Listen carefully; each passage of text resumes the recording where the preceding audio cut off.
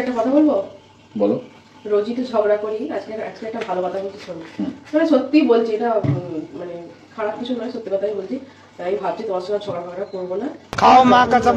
যাবে বন্ধুদের সঙ্গে রাত করে বাড়ি ফিরবে গল্প করে, তারপরে তোমার যখন ইচ্ছে যাবে দীঘা টিঘা যাবে বন্ধুদের সঙ্গে।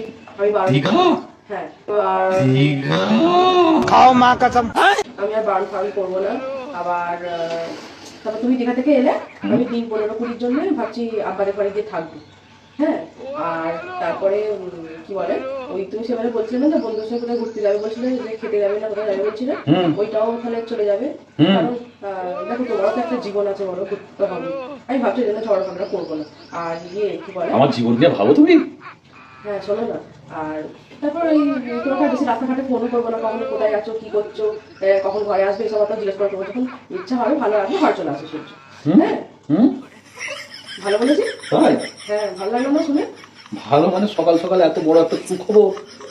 কেন তোমার জন্য ডাব এনেছি, ডাব খাও। আমি কথা বলবো? বলো। কথাগুলো শুনে কেমন লাগলো? মানে কেমন লাগলো মানে এইটা মানে আমাদের যেটা স্বপ্ন। ভালো লাগলো না? হ্যাঁ তাহলে এবার কথা বলি। বলো। এটা স্বপ্ন তোমার স্বপ্নই রেখে দেবে, ঠিক আছে? এটা কিন্তু বাস্তবে পরিণত হবে না। এটা স্বপ্ন স্বপ্নই থাকবে। এটা আমি এমনি বললাম, ঠিক আছে? दिमाग खराब हो जाएगा, मैं माँ अम्मा बहन पे आ जाऊंगा मैं এটা इनकी। আমি এমনি বললাম, ঠিক আছে? বেশি ওভার রিয়েক্ট করার দরকার নেই। যেমন ছিল সেই রকমই থাকবে। 9টাতেই ঘরে ঢুকবে রোজ। ঠিক আছে, ডাব আমি আমার জন্য এনেছি, ডাবটা কেটে খেয়ে নিই। দরকার নেই, খেয়ে নাও। যেটা চলছে সেই রুলসই চলবে। তার মানে আমার সঙ্গে এখন প্র্যাঙ্ক হলো। হ্যাঁ।